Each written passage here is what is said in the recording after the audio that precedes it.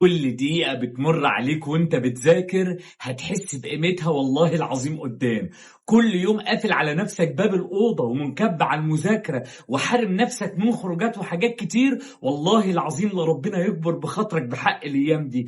اوعى تفكر ان ربنا مش شايفك، ربنا مش شايف المجهود اللي انت بتعمله، ربنا مش مطلع على اللي انت بتعمله، لا ربنا عالم بكل يوم انت سهران وبتتعب عشان عايز توصل لحاجة، ربنا عالم بكل مجهود انت بتبذله عشان الحلم اللي انت عايز تحققه، عالم بكل قرش بيتصرف عليك حلال، عالم بكل حاجة انت بتعملها عشان الامتحان اللي انت داخل عليه ده تقفله. والله العظيم ربنا هيكبر بخاطرك جبر انت ما تتخيلوش. كل اللي عليك ابذل مجهود، اعمل اللي عليك، انت بتبني مستقبلك، انت اللي بتحدد مسار حياتك، انت اللي بتحدد بكرة تبقى ايه، وبكرة ده قريب قوي. عشان كده لو قافل على نفسك باب الأوضة وبتذاكر دلوقتي انت راجل، ولو بنت انت مليون راجل، لان انت بترسم مستقبلك بايدك. وصدقني الايام يا بتجري بسرعه، وبكره تقف قدام الناس وتتحاكى وتقول لهم كنت بقفل على نفسي باب الاوضه وبموت نفسي مذاكره، وكان املي الوحيد ان عندي ايمان ان ربنا مطلع على المجهود اللي بعمله،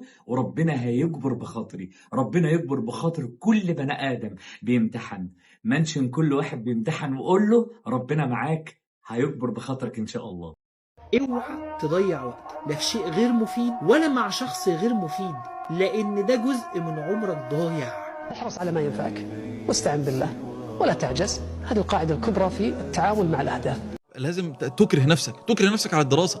طبيعي، انا واحد ما بطيقش ان انا اقعد على الكتاب ساعة وساعتين. ما انت هتحمل نفسك حملا، دفعها دفعا، هتجبرها اجبارا على انها لازم تذاكر.